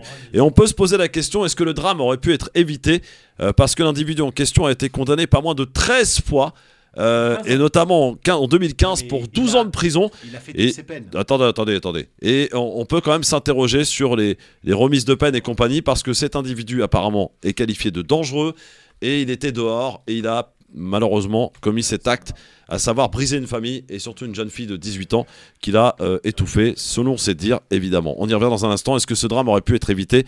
À tout de suite sur France Maghreb 2 dans le LGF. Vous pouvez évidemment nous appeler au 01 40 33 9000. Restez avec nous, le Grand Forum revient dans un instant sur France Maghreb 2. Le Grand Forum. Merci d'être avec nous dans le LGF avec Tarek Mami, Sofiane Garbaoui, Maître Charny, Enver de Santos qui sont avec nous. On termine ce Zap ou Mat par donc la venue hier reçue à l'Elysée de Netanyahou. Est-ce que tu commentes ou tu zappes, mon cher Maître Charny? Je zappe. Très bien. Tarek Mami. Je lirai mon édito sur la Palestine après et je parlerai pas de Netanyahou. Sofiane. Alors, moi, je ne vais pas zapper. Parce que Macron nous a habitués à ce qu'on appelle la politique. C'est quoi ça, Tarek Mami là? Alors, la politique du en même temps. Ouais. D'accord. Ouais. Sauf que là, on est sur un problème de décolonisation. Et tant que ce problème-là, le problème israélo-palestinien, ne sera pas traité comme un problème de décolonisation, c'est-à-dire un peuple qui colonise un autre, on ne pourra faire tous les débats qu'on voudra, ça n'aura aucun sens. La déclaration de 48, la déclaration de 67, les accords d'Abraham, les accords de Camp David, tous ces moments de l'histoire, ces étapes de l'histoire, parlent d'un pays qui colonise un autre. Donc, que Netanyahou vienne en France, se faire adouber ou je ne sais pas, ou chercher quoi, ça à la rigueur, ça le regarde, c'est sa politique à lui, etc. Mais la France, il faut qu'elle soit à la hauteur. Elle a eu un empire colonial. Elle a eu du mal à s'en dépaître. Ça lui a coûté une constitution, ça lui a coûté une république, d'accord, la 4e, on est passé à la 5e, à cause de ça. Et là, les Israéliens, moi, j'appelle nos amis israéliens, parce qu'il y en a qui se battent pour la paix. Prenez acte que ce personnage ne veut vous pas du bien. Son seul problème, c'est de ne pas aller en prison. Donc, s'il doit mettre à feu et à sang, y compris Israël, il le fera. Il n'a aucune retenue à ce niveau-là. Ouais. C'est un mec, c'est un assassin, c'est un criminel. Mais d'abord, les premiers qui subissent ces crimes, au-delà des Palestiniens qui les subissent tous les jours, quel que soit le régime, c'est les Israéliens d'abord. Parce qu'il met en danger cet État de par ses pratiques. Et que la France accepte de recevoir quelqu'un de cet acabit, ça te pose problème. Oui, ça me pose un vrai problème. Oui, parce que ça veut dire qu'on est quoi? Les Israéliens ont voté majoritairement. Non, monsieur, non, monsieur. Il y a eu 21% de votants en Israël. Bah oui, alors. D'accord? Lui, il en a eu 3 ou 4. C'est une coalition, d'accord? D'extrême droite. Donc, on ne peut pas dire qu'ils ont voté. Oui, mais ceux qui ne votent pas, ils ont à ce moment-là une très oui, bien sûr. Oui, mais comme dans tous les pays du monde, que ceux qui ne votent pas, qui viennent se plaindre après. Mais non, on ne peut pas dire ça, cher maître. Je ne peux pas vous permettre de dire ça parce que ce n'est pas vrai. Voilà, ce n'est pas vrai. Là, aujourd'hui, moi, je trouve que la France, qui avait un rôle à jouer, parce que moi, je remettrai quand même dans la tête de certains. La partition de la Grande Syrie, 1927, quand on a créé le Liban, c'est qui? C'était la France. Plus les Anglais. Non, mais les Français, monsieur. C'est les Français. Bien sûr. Pour le Liban. Pour les... Non. Sofiane, je t'en prie. Il y a le Moyen-Orient. Il y a le Moyen-Orient qui a été coupé, partagé entre les Anglais et les Français. Tout à fait. Les Anglais ont créé la Palestine et la Cisjordanie. Avec Balfour, oui. Avant Balfour. Après Balfour, parce que Balfour c'est de 1917. C'était le royaume hachimite. Voilà. Et donc en gros, l'Angleterre a eu tout le Moyen-Orient actuel et la France a eu la Grande Syrie, une partie de l'Irak et une partie de la Syrie qu'elle va donner en 1939 à la Turquie. C'est, comme dirait l'autre, l'oblast Iskandaria, cette région. Je termine, cher Christophe.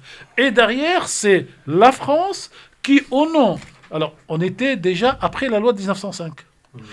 Et en 1920, au nom de la laïcité française, elle crée un État confessionnel dans le Liban, qu'elle soustrait à la Syrie. Donc ça, ce sont les faits historiques.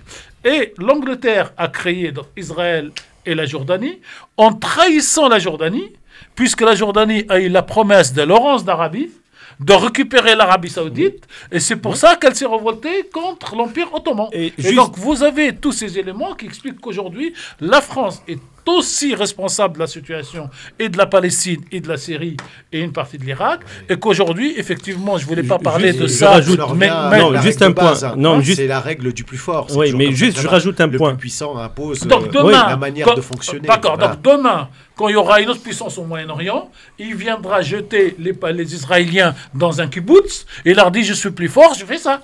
Est-ce qu'on peut accepter ça? Non, mais sauf que avec le droit international, nous avons l'impression que tous les peuples ont le droit. On a créé ceux qui ont et ceux qui n'ont pas. On a créé un organisme qui s'appelle l'ONU, d'accord? L'ONU qui est venu. Non, mais on peut dire ce que on peut dire sur l'ONU. Oui. C'est la plus belle invention de l'humanité. Non, c'est la plus belle invention de l'humanité. Moi, je vous le dis. Si les 5 sont d'accord. Non, mais ça agit. Non, ça agit quand les opinions publiques poussent aussi derrière. Si on accepte les choses comme ça, eh ben elles resteront toujours dans le statu quo. Ou tu zappes la venue de Netanyahou à Paris. La question palestinienne ne mérite que mon silence. Je zappe. Tu zappes, très bien. C'en est terminé pour le Zapoumat. On passe à notre dernier débat par rapport à cette affaire Siem qui avait 18 ans et qui a été retrouvée morte dans une forêt. L'individu arrêté a reconnu les faits, l'avoir étouffé. Il s'agissait d'un individu multirécidiviste extrêmement violent visiblement, qualifié d'ailleurs par les experts des psychologues comme étant un homme dangereux. Il avait été condamné en 2015 à 12 ans de prison. On est en 2023, comptez comme moi. Il est ressorti donc il y a quelques temps. D'ailleurs, il devait passer en cour d'assises pour une autre affaire. 13 poursuites contre lui, donc c'est quand même pas un novice. Il était extrêmement connu de la justice. Est-ce que ce drame, Maître Charny, aurait pu être évité? Alors, pour moi, en réalité, à partir du moment où on dit et si, vous savez, on m'a toujours dit avec des si on coupe du bois ou avec des si on mettrait Paris en bouteille. Non, mais la lenteur de la justice, là c'est pas une question de lenteur de justice. La difficulté, c'est que malheureusement, cette personne en plus n'a été condamnée jusqu'à présent que pour des faits d'atteinte aux biens. Il n'y a jamais eu la moindre infraction mettant en cause l'intégrité des personnes physiques. Donc, en tout cas, d'après les rapports qu'on a eus, il y a des poursuites pour braquage à main armée. Oui, mais il n'y a jamais eu d'infraction physique, il n'y a pas eu de violence portée, même lorsqu'il y a eu des vols à main armée. Et là, est-ce qu'on aurait pu éviter? Oui, mais comment? J'allais dire, c'est impossible, malheureusement, comme on peut difficilement. Non, mais la lenteur de la justice, Maître. On a eu le même débat concernant l'affaire Lola, vous savez, la petite qui a été mise dans une valise. On dit, mais si on avait mis en exécution la décision d'expulser la personne qui a été reconnue ou présumée coupable, eh bien, ce fait n'aurait pas pu survenir. Mais on peut pas, sauf à faire du minority report, on peut pas. La sœur de la. Oui, tout à fait. Mais la personne, le fait qu'elle ait été expulsée a posteriori n'a pas pu empêcher le crime de manière antérieure. Et malheureusement, sauf à faire du minority report, on peut pas prévenir ce type de situation. Non, mais le mec, il a été condamné à 12 ans de prison en 2023. Oui, mais pour des faits qui sont totalement étrangers à ceux qu'il vient de commettre. C'est pas ça ma question. 2015 plus 12, ça fait combien? Ça fait 2027. Oui, on est en 2023, il est déjà mais dehors. J'allais dire, on a mis en exécution une loi qui s'applique à des centaines de milliers d'autres personnes. Et pour lui, malheureusement, les remises de peine, il en a bénéficié. Oui, mais à ce moment-là, on va sur un système comme les États-Unis. On a des peines d'emprisonnement pour un siècle. Alors ça sert à rien de condamner quelqu'un à 12 ans s'il en fait même pas 7. Alors il est condamné avec une situation pénale et un système législatif qui fait qu'il peut effectivement bénéficier de remises de peine. Et les remises de peine, oui, je suis d'accord, mais les remises de peine s'appliquent à certaines conditions extrêmement strictes dont il a pu bénéficier. Ça veut dire qu'il est rentré dans le cadre. Ouais. Tarek Mami. Il aurait pu sortir 5 ans après et commettre la même chose. Non, mais je veux bien dire, après. Mais je comprends. Hein, c'est vrai que pour la famille, c'est un drame et c'est effrayant. Non. Faut pas faire de populisme. Tu peux pas dire. Je pense que c'est surtout ça qui est important. Tu peux pas dire. Vous ne prenez pas en considération. Soit on parle de droit, soit on parle, c'est-à-dire la compassion pour la famille. La lenteur de la justice, Sofiane. Non, il n'y a pas de lenteur. Des fois, on met des années avant de juger une affaire. Mais c'est normal. On a 3000 juges. D'accord. Les affaires, on a 75 000. On a qu'à mettre les moyens à cette justice. C'est ce qu'on demande. C'est pas juste une question de moyens. Ça, c'est vrai que c'est un vrai sujet. Oui, mais c'est pas qu'une question de moyens. Il y a d'autres choses qui rentrent en jeu aussi. Quelle société on veut? On veut une société punitive parce que tu as craché par terre? La question des moyens des juges, elle est plus générale. Vous voyez, par exemple, moi je fais beaucoup de droit social. Eh bien, on a mis en place une procédure devant la cour d'appel, ça tous les confrères le savent, qui est un peu une procédure chose-trappe. C'est-à-dire qu'on essaye d'évacuer le maximum de dossiers avec des vices de procédure sans pouvoir permettre d'aller au fond, tout simplement parce qu'il n'y a pas suffisamment de moyens pour mettre en place les juges qui pourraient absorber le stock de dossiers. J'aimerais qu'on écoute aussi les auditeurs avant d'écouter Tarek Mami et Sofiane et Enver de Santos aussi. Puis Sofiane, je crois qu'il n'a pas exprimé là-dessus. Oui, t'as parlé pour tout le monde. Le prénom, pardon, j'ai oublié. Quel est votre prénom, cher monsieur? Nasser. Nasser, tu nous appelles d'où, Nasser? Je vous appelle de Paris. De Paris. Alors, qu'est-ce que t'évoques cette affaire Siem, cette jeune fille de 18 ans retrouvée morte? Apparemment, c'est une histoire, on va dire, d'amour qui est entre eux. Hein, l'avocat de la famille a contesté cette fameuse histoire d'amour qui est rapportée par tous les médias. Hein.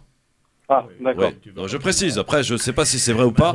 En tout cas, l'avocat et la famille ont dit que, à leur connaissance, il n'y avait pas d'histoire d'amour. Le mec avait 39 ans, elle avait 18 ans. Et alors? Non mais voilà, je précise. Tout d'abord, toutes mes condoléances à toute la famille. C'est une affaire triste. C'est une jeune fille qui a 18 ans et de mourir de cette façon-là en 2023, franchement, c'est... Et moi, je suis d'accord avec toi, Christophe, la justice, elle n'est pas assez dure. On marche sur la tête, sans déconner, on marche sur la tête quand on voit des faits comme ça. Justement, la justice, c'est de réagir. Non, mais mettez-vous à la place des parents. C'est de réagir avec du recul et de ne pas demander la peine de mort. Non, mais pas du tout. Mais arrête de dire n'importe quoi, maître Charlie. Je dis juste qu'aujourd'hui, on est condamné à des peines de prison de 12. Non, mais c'est pas ça. Non, mais au bout d'un moment, il faut quand même être dans la réalité des choses. Vous avez votre prisme de droit. Moi, j'ai mon prisme de citoyen et je m'interroge. Aujourd'hui, pardon, quelqu'un qui est condamné à 12 ans de prison, c'est quand même pas normal qu'au bout de 5 ans ou 6 ans, il sorte. C'est pas normal. Tu peux pas dire ça, Christophe. T'as pas le droit de dire ça à la radio. Alors, mais si j'ai le droit, je le prends. Non, il y a des lois qui permettent. Alors, il faut changer la loi. Il faut changer toutes les lois. À ce moment-là, on met les gens avec des pistolets dans les poches et chaque fois qu'il y a un qui le regarde de travers, lui tire dessus. Et là, on a réglé le problème.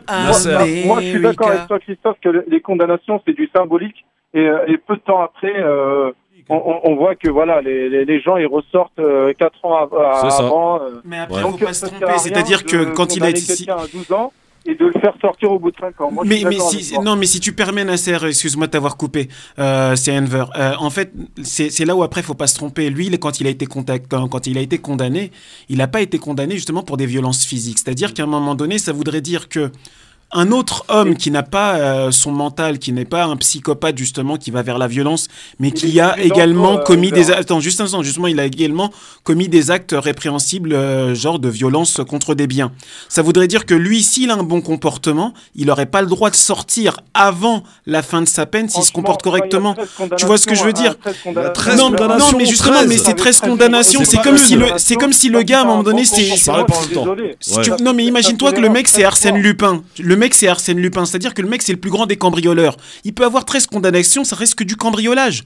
On savait pas que le gars était un psychopathe qui allait violer ou des trucs comme ça. Les psychologues ont dit que c'est un homme dangereux, vous rigolez ou quoi? Ouais, mais après, là, c'est autre chose. Là, c'est autre chose. Ah oui, non, mais c'est pas autre chose, ça rentre en ligne de compte. Voilà. Et à ce moment-là, c'est pas la justice, c'est justement peut-être l'analyse psychologique et peut-être justement le suivi médical et psychologique justement des détenus qui à remettre en question, mais pas la justice à ce moment-là. Oui, Nasser. Oui. Sur France 24, Soufiane, je crois qu'il a dit une boulette. Je sais pas comment il arrive à obtenir ces informations. Il disait que tu avais raison. Le Premier ministre espagnol avec 12 ministres a passé 2 jours à Rabat. Ouais, Rabat, c'est pas de Dakhla. J'ai bien dit que le forum de Dakhla, il n'y avait aucun. Non, mais Christophe, il parlait du déplacement. Non, il parlait de Dakhla, le forum. J'ai dit qu'il n'y avait aucun officiel espagnol, c'est tout. Moi, j'ai pas parlé de. Autant pour moi alors. Merci mon Nasser en tout cas pour ton avis. Merci Nasser pour en plus, il est d'accord avec moi, donc tout va bien. Tarek, non mais. Alors moi, je vais être d'accord avec vous, Christophe, à 50%. Bon, c'est bien. C'est déjà un bon début. En clair, il ne faut pas confondre le droit et la morale. Le droit, on peut ne pas être d'accord avec, mais il y a des décisions de justice, on est obligé de le respecter. C'est ça. Ce type est un salopard. Oui. Ce type a été condamné à multiples reprises. Ce type devait passer à la cour d'assises le lendemain. C'est pas rien, la cour d'assises. Attendez, oui. Ce type a tous les torts. Sauf que ce type, il n'a pas vu de loi en France qui a été faite spécialement pour lui. Il a profité, ou il a joui, comme on a dit tout à l'heure, où il a bénéficié d'une loi. Où il a bénéficié de la loi qui fait. On en revient à l'avortement. Qui fait qu'au lieu de passer les 12 ans, il a passé 7 ans. Donc c'est la loi. Et donc, il ne faut pas que notre humanité et notre émotion prennent le dessus sur notre raison. Parce que sinon... on y perd, Tarek Mami. On y perd, bien sûr, voilà. Mais on y perd en morale. On n'y perd pas en droit. Parce que sinon, on ferait comme en Israël, puisque c'est l'exemple qu'on peut donner comme les Américains. Vous savez que monsieur, comment il s'appelle le représentant palestinien Barouthi, il est condamné à 5 fois la peine à vie, plus 150 ans. Pour un crime qu'il n'a pas commis. On s'en fout, il a commis ou pas. Non, mais pour dire, donc quand vous mettez à condamner les gens 50, plus 30, plus 80, machin, vous n'avez même plus une chance. C'est pas comparable. Non, mais c'est comparable. C'est pas la même chose. C'est comparable. En France, on a l'avantage d'avoir une loi qui fait que la peine la plus haute écrase toutes les peines qui sont dessus. Il n'y a pas de cumulation des peines. Voilà, donc vous avez 5 ans plus 3 plus 15, vous passez 15 et les 5 et les 3 sont dedans. Et donc, il ne faut pas confondre pour les auditeurs l'émotion et la raison. la morale et la loi. Dans un instant, on aura Karim qui veut s'exprimer là-dessus. 01 40 33 9 c'est vraiment un sujet qui concerne tout le monde. Donc voilà, on en parle évidemment de cette petite Siem. Allah rahma. À tout de suite. Merci d'être avec nous en direct sur votre radio France Maghreb 2 dans le LGF avec Maître Charny, Tarek Mami, Enver de Santos, Sofiane Garbaoui. On est avec Karim qui nous appelle au téléphone si vous voulez bien l'écouter. Karim, bonjour. Oui, bonjour messieurs, comment allez-vous? Fort bien et vous Karim? Ça va, merci. Je vais vous expliquer en 2-3 mots 2 histoires que j'ai eues. La première, c'est mon cousin. Regardez, toute sa famille s'est fait attaquer au couteau par une personne. Hein. Le père, la mère, les 2 frères. La personne a été jugée. Bon, déjà, ils l'ont reconnu à 50% fou. Je comprends rien. Ils lui ont mis 3 ans et demi. Hein. Écoutez bien. Et j'ai un ami à moi, là, qui s'est fait attraper avec 80 kilos de cocaïne. Et ils lui ont mis 5 ans. Un ami avec 80 kilos de cocaïne, c'est beaucoup. Hein. Et encore 5 ans, ils ont été gentils. Hein. Ah, ils ont été gentils, oui. Mais je vous le dis. Non, mais ce que veut dire Karim, c'est qu'aujourd'hui, on tue quelqu'un, on prend. Ouais, non, mais avec 80 kilos de cocaïne, on peut tuer aussi beaucoup de monde. Hein. Oui, non, mais ce que dit Karim, dans ce qu'il dit, c'est qu'avec, effectivement, en tuant quelqu'un ou en attaquant quelqu'un, ou la volonté de tuer, parce que quand on attaque quelqu'un avec un couteau, c'est pas pour lui faire des caresses, il se prend 3 ans et demi, alors que le mec, il en avait quand même beaucoup, là, 80 kilos. C'est beaucoup. Non, mais il vient de dire qu'il a pris 5 ans. Non, mais il a dit quelque chose. C'est-à-dire qu'il considère qu'au moment de l'attaque, il y avait un non-discernement. Je sais pas, je connais pas l'affaire. Ça veut dire quoi, non-discernement exactement? C'est-à-dire que les psychologues disent qu'à un moment, ça peut être un moment de folie.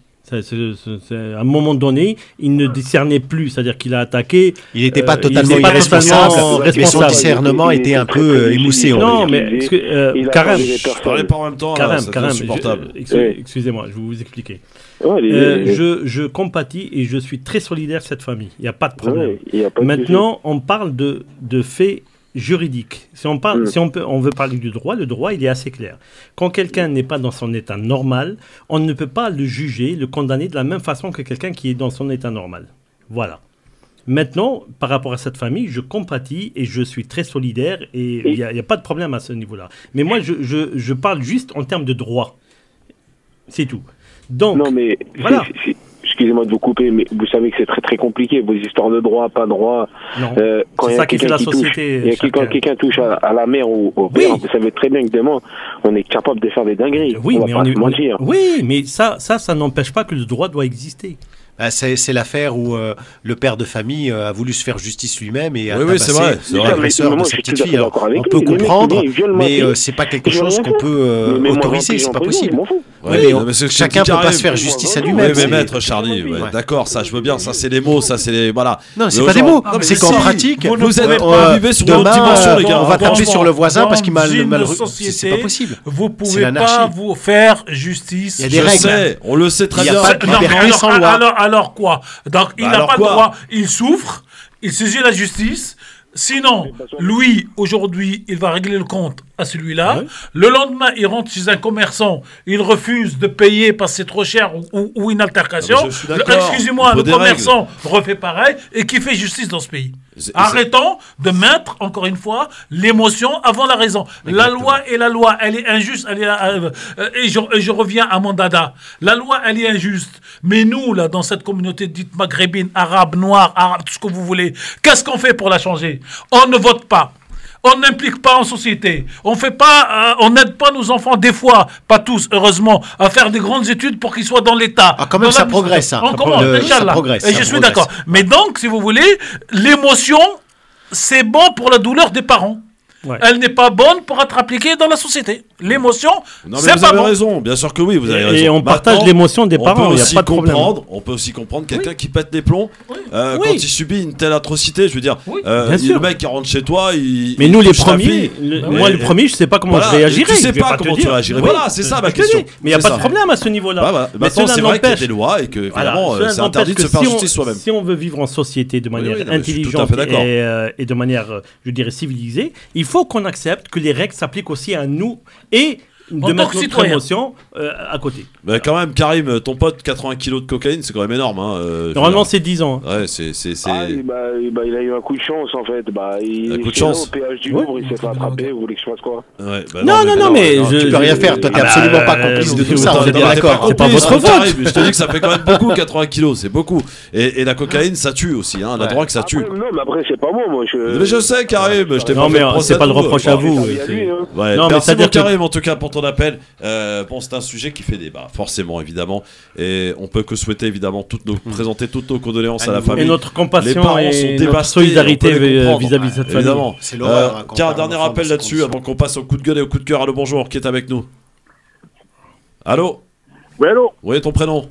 Ouais, Nassim. Nassim, qu'est-ce qu'il y a, Nassim? Bonjour, Nassim. Salut. Oui, bonjour.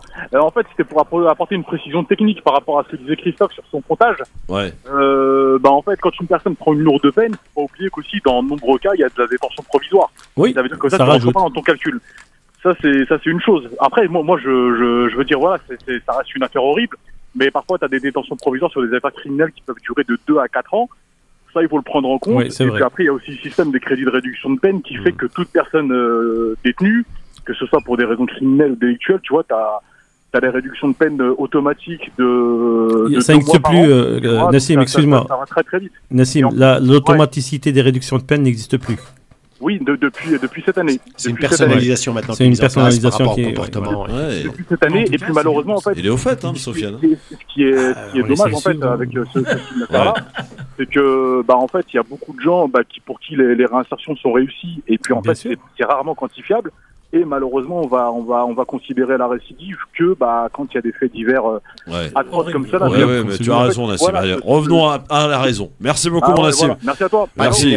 Non, mais ce que dit Nassim, comme vous êtes, c'est-à-dire que quand même, on réagit parfois aussi en se mettant à la place de la personne, etc. Bien sûr, mais ce que dit Nassim, c'est très intéressant. Bien sûr. Parce que au-delà de la privation de liberté, la privification par rapport à l'acte lui-même, qu'est-ce qu'on fait derrière pour la réinsertion dans la société? Rien. C'est ça. Bon, dans un instant, les coups de gueule et coups de cœur. Je vous donne un chrono et à vous de nous livrer votre coup de gueule ou coup de cœur. C'est pour finir cette émission du LGF sur France Maghreb 2. On remettra ce sujet sur la table. Je vois que évidemment ça sollicite beaucoup d'appels. Je précise, j'annonce que la semaine prochaine, vous avez peut-être suivi, je sais que vous êtes nombreux à l'avoir suivi, le youtubeur Ben & Co qui a fait pour la deuxième fois son épopée en Algérie. Il sera avec nous en direct la semaine prochaine, entre 16h et 18h. On lui consacre au moins une émission parce que franchement, il a de quoi dire. Il a fait ce fameux circuit dans le Tassili Najer. Il en est revenu absolument ravi.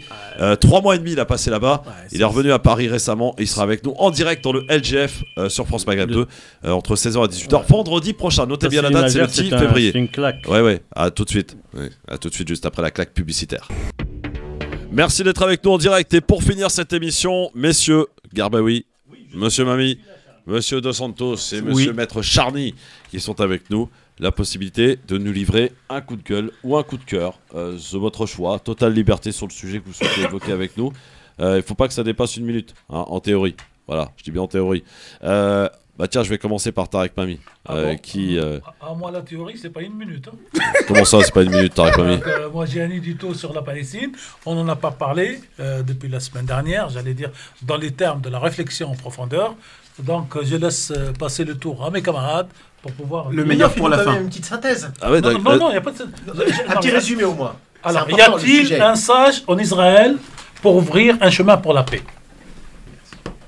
L'histoire de l'humanité nous apprend qu'il y a eu souvent des peuples plus forts militairement qui ont dominé des peuples plus faibles avec ou sans guerre, faite de domination, d'occupation de territoire, les ont humiliés. Cette domination toujours accompagnée de ces humiliations pour imposer sa loi s'appelle dans toutes les langues colonisation. L'histoire nous apprend également que tous les colonisateurs ont fini par être vaincus, soit par leur expulsion du territoire occupé, soit par la perte de leur propre pouvoir de domination dans la société, sauf dans les rares cas de l'extermination massive de la population arborigène, comme cela a été le cas aux États-Unis, au Canada, en Australie et à moindre mesure en Amérique du Sud, où la population aborigène numériquement préservé relativement, a fini par coexister avec les anciens colonisateurs qui ont fini eux-mêmes par s'identifier à ce territoire et épouser sa culture et son histoire. Le sort des Palestiniens et des Palestiniennes n'échappera pas à cette double leçon de l'histoire, être soumis à un peuple puissant du moment qui finira par être vaincu lui-même, une règle théorisée dès le XIVe siècle par Ibn Khaldoun, le sociologue maghrébin. En 1948, lors de la création de l'État d'Israël et de l'Anakba, la fameuse propagande Hasbara israélienne déclarait que la Palestine était une terre sans peuple pour un peuple sans terre, avant de voir le leader sioniste de l'époque, Ben Gurion, ajouter dans une fanfaronnade « Les anciens vont mourir, leurs enfants vont oublier ». On voit qu'il n'en est rien. Bien au contraire, chaque nouvelle génération palestinienne qui naît apparaît comme plus nationaliste et plus anti-israélienne dans sa forme sioniste et d'occupation colonisatrice que la génération précédente. En 1967, le général de Gaulle déclarait dans une célèbre conférence que des territoires ont été conquis. Demain naîtra une résistance et elle sera alors baptisée terrorisme. En 2023, le fait sur le terrain donne largement tort à Ben Gurion et grandement raison au général de Gaulle qui a été plus visionnaire que les autres. Le massacre de 10 Palestiniens dans le camp de Jenin, devenu une espèce de réserve indienne en Palestine, tuerie commise par une armada de l'armée, donc occupation israélienne, et la riposte le lendemain par la tuerie de 7 Israéliens remet la question palestinienne sur ses fondements. Et rappelle à tous, comme nous le disons toujours sur France Maghreb 2, qu'il ne s'agit nullement d'une question, qu'il s'agit d'une question de colonisation et d'occupation de territoire d'autrui par la force du nouvel apartheid déclarée telle quelle par les ONG internationales, d'une prison à ciel ouvert, pour reprendre la phrase du président Nicolas Sarkozy, et nullement d'une guerre de religion entre Israéliens juifs et Palestiniens arabes et musulmans, alors même que parmi les Palestiniens, il y a beaucoup de chrétiens qui subissent eux-mêmes domination, humiliation et assassinat, dont la dernière et non la moindre en date est celui assassinat de la grande journaliste Shirin Abu Akleh, qui, malgré sa nationalité américaine, n'a pas eu plus d'égards que n'importe quel Palestinien ou Palestinienne. Les Américains, justement, il faut en parler, car ils méritent à ce stade une mention spéciale, celle du parti pris exclusif en faveur d'Israël, une hypocrisie et un aveuglement politique volontaire et entretenu, c'est-à-dire le soutien de l'occupant israélien contre le peuple occupé, les Palestiniens. Les Américains ont été silencieux lors de l'assassinat de 9 Palestiniens et condamnent le lendemain, le soir, l'acte terroriste commis par un Palestinien.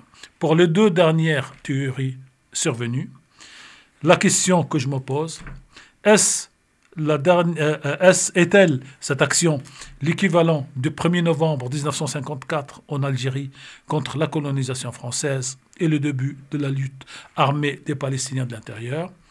Ou est-ce une simple nouvelle action ponctuelle, une réponse fruit d'une douleur d'un jeune Palestinien qui a vu lui-même son grand-père, dont il porte le nom et le prénom, être assassiné en 1998 par un colon israélien? La question est posée. Merci Tarek pour cet édito. C'était pas un coup de gueule ni un coup de cœur, mais plutôt un édito. Très bel édito. Alors, Sofiane Garbaoui, coup de gueule ou coup de cœur? Alors, j'ai rien préparé. Ouais, bah, super. Bon. D'accord. Par contre, là, je vais avoir un coup de cœur. Alors, on y va pour un coup de cœur. Par contre, je précise la règle qui redevient de rigueur. Donc, pour le coup, c'est 1 minute. Je déclenche le chrono. On y va. C'est parti. C'est l'organisation de la coupe de la CHAN, donc la Coupe d'Afrique des locaux en Algérie, et la réussite et surtout comment le peuple a pris fait et cause pour cette CHAN 2022, et ça a été une très très belle réussite. Donc bravo au peuple algérien pour son accueil, pour sa gentillesse et pour avoir supporté des équipes qu'ils, pour beaucoup, ne connaissaient pas du tout. Ouais, et la finale d'Algérie est en finale d'ailleurs. Oui, Sénégal-Algérie. C'est ça. Un remake d'une certaine. Oui, Coupe d'Afrique. Enver de Santos, coup de gueule ou coup de cœur? Coup de gueule. Coup de gueule. On y va.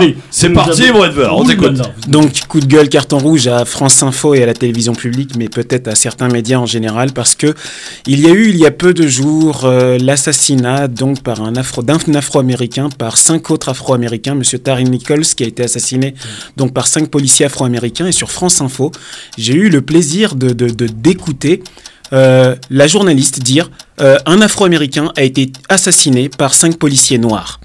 C'est-à-dire que là, j'avais l'impression qu'il y avait l'Afro-Américain, c'était le bien, et le noir, c'était le mal. Un peu dans cette espèce de définition où le noir, ça fait référence à l'obscur, à l'elfe démoniaque, ce genre de choses.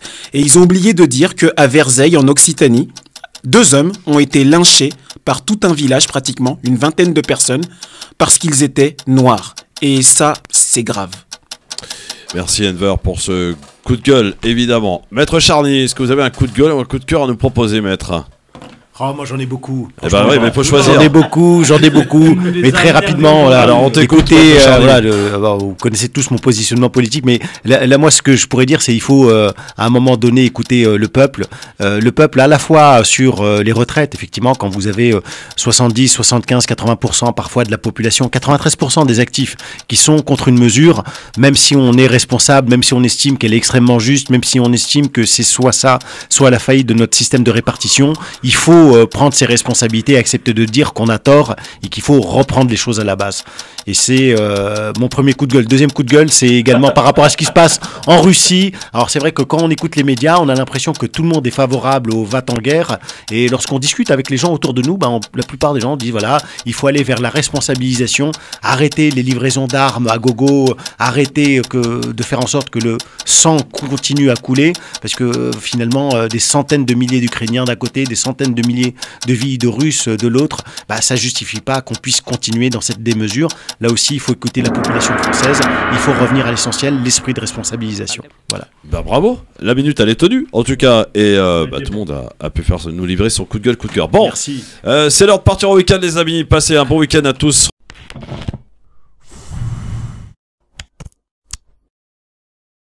France Maghreb 2, France Maghreb